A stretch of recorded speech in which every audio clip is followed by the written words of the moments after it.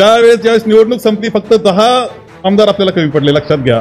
नाही तर पलटी होती, मिळू शकली नाही. पण मेहनत इतकी केली होती, त्याच्यामध्ये मोठा वाटा या आपल्या तरुण मंडळीचा होता, हे आम्हाला सांगितलं पाहिजे. गावोगाव शिबिरं चालले पाहिजे, वार्डात शिबिरं चालले पाहिजे. शेतामध्ये दुपारच्या जेवणाच्या वेळेस शेतकरी एकत्र बसले तरी काँग्रेसचं तत्वज्ञान बोललं पाहिजे, राज्यघटनेचं तत्वज्ञान बोललं पाहिजे. एक वादळ उठवण्याची गरज आपल्या सगळ्यांना, ती विचाराचं वादळ उठवण्याची गरज आहे. आणि ते काम सगळ्यात महत्वाचं आहे. तिथं आपण कमी पडलो, पुन्हा आपल्याला हे दिवस पाहायला मिळतात, हे लक्षात ठेवा तुम्ही सगळे. आज खरी गरज काय आहे? गरज आपल्या सगळ्यांची ही आहे की खरं म्हणजे काँग्रेस मागे राहिली, काँग्रेसला अपयश आलं. अपयश काँग्रेसला आलेलं नाही, काँग्रेसच्या नेतृत्वाला आलं नाही. अपयश येतंय ते आपल्या तत्वज्ञानाला येतंय. त्याला त्यांनी चॅलेंज केलेलं आहे, लक्षात ठेवा, तत्वज्ञानाला. आज आपण हर्षवर्धनजी सपकाळ यांचा पदग्रहण समारंभ येथे संपन्न करतो आहोत. एक नव्या पर्वाला आपण सुरुवात करतो आहोत. मला आठवतं जे कुणालजींनी सांगितलं, वडेट्टीवारजींनी सांगितलं का 19 साली आपला एकच खासदार निवडून आला होता आणि त्यावेळेस माझ्यावर अचानकपणे जबाबदारी टाकण्यात आली 2-3 महिने अगोदर की चला ही विधानसभेची निवडणूक करा. सगळे गट तट मतभेद विसरून आम्ही एकत्र पद्धतीने लढलो आणि 44 आमदार निवडून आले. माझ्यावर जबाबदारी अध्यक्षपदाची होती. मी CLP होतो, मी महसूल मंत्री होतो आणि म्हणून अध्यक्षपदाची जबाबदारी पुन्हा माननीय नानाभाऊ पटोले यांच्यावर टाकण्यात आली. त्यांच्या नेतृत्वाखाली आपण निवडणूक लढवली. लोकसभेची निवडणूक खूपच चांगली झाली. इतकी चांगली झाली की आम्ही तर असं समजलं की आता मुख्यमंत्री आपलाच. काय झालं, कसं झालं, कारण मीमांसा करण्याची ही वेळ नाही. करावे लागेल, दोष आपल्याला दुरुस्त करावे लागतील आणि पुन्हा एकदा जोमानं काँग्रेस उभी करण्याची जबाबदारी आपल्या सगळ्यांना घ्यावी लागणार आहे. इथे आपण सर्वजण समान आहोत हे पहिले लक्षात ठेवा. नेता असेल नाही तर कार्यकर्ता, काँग्रेसमध्ये सर्व समान, एकत्र पद्धतीनं काम करायचं. जात धर्म पंथ काही नाही, सगळे एकत्र. ते आपलं तत्वज्ञान आहे. हर्षवर्धनजींचं स्वागत करत असताना आपल्या सगळ्यांना सांगेल, इथे नसीमभाईंनी सांगितलं अमीन भाऊ तुम्हाला नाही मिळालं भाषण करायला. सगळे हर्षवर्धनजी सपकाळ यांना मी अनेक वर्षापासून ओळखतो. 1992 साली माननीय सुधाकरराव नाईक साहेबांच्या नेतृत्वाखाली ज्यावेळेस जिल्हा परिषदेच्या निवडणुका झाल्या त्यावेळेस ते तरुण अध्यक्ष झाले होते. म्हणजे आजही तरुण आहेत अशा हर्षवर्धनजी सपकाळ एक यशस्वी जिल्हा परिषदचे अध्यक्ष म्हणून राहिलेले आहेत. मला सांगतो, सतत लोकांमध्ये राहणारा, लोकांसाठी काम करणारा. तुम्हाला अंदाज नसेल कदाचित, तुम्ही आदिवासी सातपुडा पर्वतात तिकडे जर फिरले तर आदिवासी गावागावा गोळा होतात. काय घोषणा की म्हणून दाखवा नंतर एकदा. अरे जिथं जावा तिथं कार्यकर्त्याचं मोह. 14 साली आमदार झाले. ते आमदार झाल्यानंतर दिल्लीतून सांगण्यात आलं की तुम्ही आमदार झाले खरे, परंतु निवडणुका येत आहे, चला तुम्ही काम पाहायला लागा गुजरातचं. मी त्यावेळेस स्क्रीनिंग कमिटीचा अध्यक्ष म्हणून मला गुजरातचं दिलं. 2-3 वर्ष सतत गुजरातमध्ये फिरणारा वर्षाताई तुम्ही होते, ते होते. 2-3 वर्ष गुजरातमध्ये सातत्यानं फिरत राहणारा मोदीचा फॉर्म मध्ये होते त्यावेळेस. त्यावेळेस वातावरण निर्मिती केली तिथे गुजरातमध्ये, त्याच्यामध्ये मोठा वाटा आपल्या या वर्षाताई तुम्ही आणि सपकाळजी तुमचा होता. आणि सपकाळ त्यावेळेस हर्षवर्धन यांना मी म्हटलं, निवडणूक झाली, राजीव सातव यांची आठवण येणं साहजिक आहे, महाराष्ट्राची टीम होती ज्यावेळेस निवडणूक संपली फक्त 10 आमदार आपल्याला कमी पडले, लक्षात घ्या, नाही तर पलटी होती. आमदार फक्त आम्हाला मिळू शकले नाही, पण मेहनत इतकी केली होती, त्याच्यामध्ये मोठा वाटा या आपल्या तरुण मंडळीचा होता. हर्षवर्धन त्यावेळेस म्हटलं, अरे तुम्ही आमदार आहे, अजून 2 वर्ष फक्त विधानसभेची निवडणूक आहे, 19 साली निवडणूक आहे, आता तुम्ही मतदारसंघाकडे चला. हे मतदारसंघात जाण्याऐवजी दिल्लीकडे गेले. दिल्लीवाल्यांनी मध्य प्रदेशला पाठवलं. तुम्ही बरोबर होते, पण तुम्ही इकडे काय जादू करीत होते हे माहित नाही चालला. हा गडी सतत देशात जिथे आवश्यकता असेल तिथे काँग्रेसला ताकद देण्याचं काम, त्यांच्याकरता काम करण्याचं काम हे हर्षवर्धन सपकाळ यांनी केलेलं आहे. कोणाला कोणी म्हणतं हर्षवर्धन सपकाळ म्हणजे काय नेमकं, म्हणलं नेमकं नाही, देशाला माहिती आहे हर्षवर्धन सपकाळ. एक तत्वज्ञान म्हणून, सर्वदायी तत्वज्ञानाचा एक नेतृत्व म्हणून ज्यावेळेस सर्वदायी तत्वज्ञानाचं येईल, का तरुण नेतृत्व कोण सर्वदायी तत्वज्ञानात नाव सांगता येत नाही. आज मोठी मोठी माणसं निघून गेले, नाव सांगायचं ठरलं तर आता हर्षवर्धन सपकाळचं सर्वदायी तत्वज्ञान म्हणून नाव सांगावं लागतंय. गांधीवाद्या तत्वज्ञानाकरता आहेत. वर्ध्याचे अनेक शिबिरं त्यांच्या माध्यमातून झालेले आहेत. आणि आज विचाराचा म्हणून, तत्वज्ञानाचं म्हणून एक महत्वाचं माणूस अध्यक्षपदावर देण्यात. आज खरी गरज काय आहे? गरज आपल्या सगळ्यांची ही आहे की खरं म्हणजे काँग्रेस मागे राहिली, काँग्रेसला अपयश आलं. अपयश काँग्रेसला आलेलं नाही, काँग्रेसच्या नेतृत्वाला आलं नाही. अपयश येतंय ते आपल्या तत्वज्ञानाला येतंय. त्याला त्यांनी चॅलेंज केलेलं आहे, लक्षात ठेवा. आपल्या विचाराला. काय विचार आहे आपला? आपला विचार वेगळा काही नाही.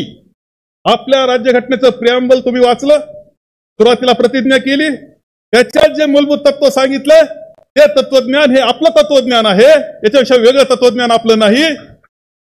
आणि त्या तत्वज्ञानालाच आव्हान देण्याचं काम सध्याचे सत्ताधारी करतायत, मोडून काढण्याचं काम करतायत. अशा वेळेस त्या तत्वज्ञानाला अभ्यासणारा, मांडणारा असा अध्यक्ष हे अत्यंत महत्वाची गोष्ट घडते असं माझं मत आहे. तुम्हाला सगळ्यात महत्वाचं काम कोणतं करावं लागणार असेल, हर्षवर्धनच्या नेतृत्वाखाली जर सगळ्यात महत्वाचं काम, गावोगाव शिबिरं चालले पाहिजे तुमचे, गावोगाव शिबिरं चालले पाहिजे, वार्डात शिबिरं चालले पाहिजे. शेतामध्ये दुपारच्या जेवणाच्या वेळेस शेतकरी एकत्र बसले तरी काँग्रेसचं तत्वज्ञान बोललं पाहिजे, राज्यघटनेचं तत्वज्ञान बोललं पाहिजे. एक वादळ उठवण्याची गरज आपल्या सगळ्यांना, ती विचाराचं वादळ उठवण्याची गरज आहे. आणि ते काम सगळ्यात महत्वाचं आहे. तिथं आपण कमी पडलो म्हणून आपल्याला हे दिवस पाहायला मिळतात. हे लक्षात ठेवलं पाहिजे. आपण कोण चुकतो हे लक्षात ठेवलं पाहिजे. ते दोष दूर करण्याची जबाबदारी सत्ता आल्या आम्हाला, मंत्री आम्ही होतो, परंतु आम्ही त्यावेळेस शिबिरं घ्यायला पाहिजे होते.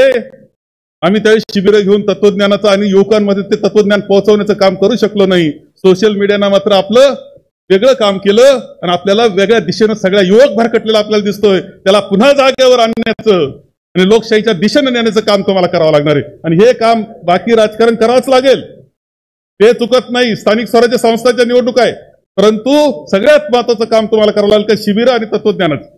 मी आपल्याला या निमित्तानं आता एकच गोष्ट सांगतो. उद्या आपण छत्रपती शिवाजी महाराजांची जयंती साजरी करतो. छत्रपती शिवाजी महाराजांचा विचार, शाहू महाराजांचा विचार, महात्मा फुलेंचा विचार,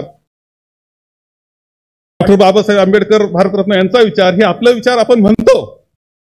शिवाजी महाराजांचा विचार ज्यावेळेस आपल्याला उद्या जयंतीच्या रूपानं ज्यावेळेस जाणार आहे, देशात राज्यभर साजरी होणार आहे, त्यावेळेस प्रश्न पडला पाहिजे की हा कोण सोलापूरकरवाला? सोलापूरला बदनाम केलं त्यांनी. शिवाजी महाराजांच्या कर्तृत्वावर जो आक्षेप घेतोय हा सोलापूरकर कोण? काय अधिकार त्याचा? कोण आहे हा? शिवाजी महाराजांचा पुतळा कोसळून पडतो, कोट्यवधी रुपये खर्च करून उभा केलेला पुतळा कोसळून पडतो. अरे हे कोण स्थापन करणारे?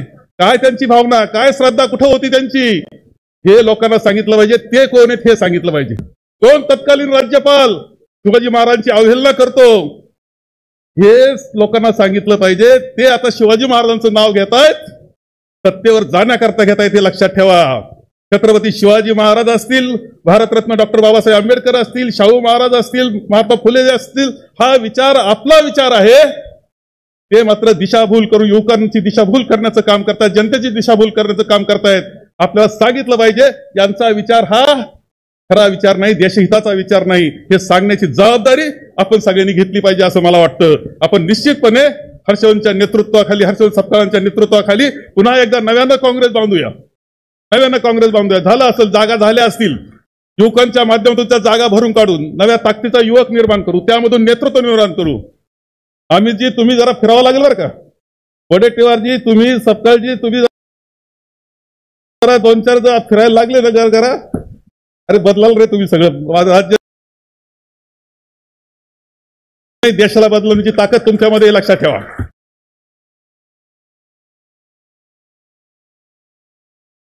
तरुण बदलण्याची ताकद तुमच्यात आहे. आज जे लोक म्हणतात ना एकच माणूस लढतोय सध्या म्हणताय, खरं सांगतो तुम्हाला, जगात म्हणतायत ते एकच माणूस भारताच्या राज्य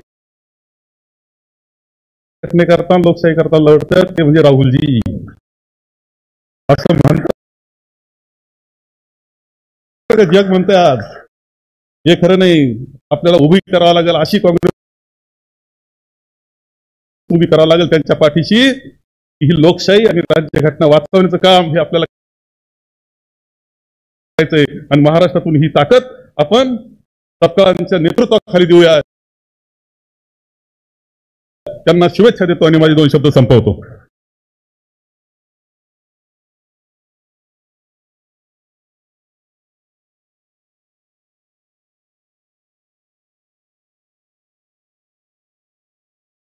फक्त आपली प्रमुख नेते मंडळी या ठिकाणी शेवटचे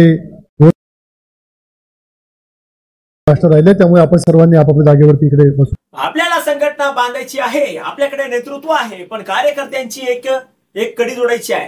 कार्यकर्ता कार्यकुशल बनवायचा आहे. पुढच्या काळात राज्यात काँग्रेसचे संघटन मजबूत करून काँग्रेसचा विचार घराघरात पोहोचवून काँग्रेसला मुख्यमंत्री बनवायचा आहे, असा निर्धार काँग्रेसचे नवनिर्वाचित प्रदेशाध्यक्ष हर्षवर्धन सपकाळ यांनी व्यक्त केला आहे. हर्षवर्धन सपकाळ यांचा पदग्रहण सोहळा काँग्रेसचे ज्येष्ठ नेते, पदाधिकारी आणि कार्यकर्त्यांच्या उपस्थितीत मंगळवारी बिर्ला मातोश्री सभागृहात पार पडला. त्यावेळी ते बोलत होते. बोगसपणा करणाऱ्यांना नव्हे तर निष्ठावंत आणि प्राथमिक कार्यकर्त्यांनाच पक्षात संधी दिली जाईल. ही लढाई सोशल मीडियाची, एकमेकांना सल्ला देण्याची नाही, केवळ पुढारी म्हणून मिरवायचं आणि कामाचा पत्ता नाही, असं आता चालणार नाही, असा इशारा देत पुढील कामाची दिशा कशी असेल हे देखील सपकाळ यांनी सूचित केलंय.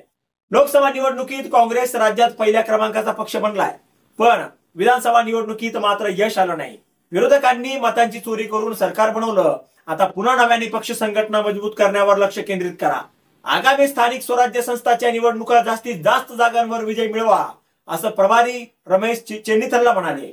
मावळते प्रदेशाध्यक्ष नाना पटोले, माजी मुख्यमंत्री पृथ्वीराज चव्हाण, सुशीलकुमार शिंदे, माजी मंत्री अमित देशमुख, वसंत पुरके, नसीम खान, वर्षा गायकवाड यांची ही भाषणे झाली होती. संख्याबळ महत्वाचे नाही, तर लढण्याची इच्छाशक्ती लागते आणि काँग्रेस पक्ष कधी संपणारा नाही. जोमाने काम करून काँग्रेस पक्षाला पुनर्वैभव आणू. हर्षवर्धन सपकाळ यांच्या रूपाने एक नव्या पर्वाला सुरुवात होत आहे. संविधानाच्या प्रास्ताविकतेचे जे तत्वज्ञान आहे तोच काँग्रेसचा विचार आहे.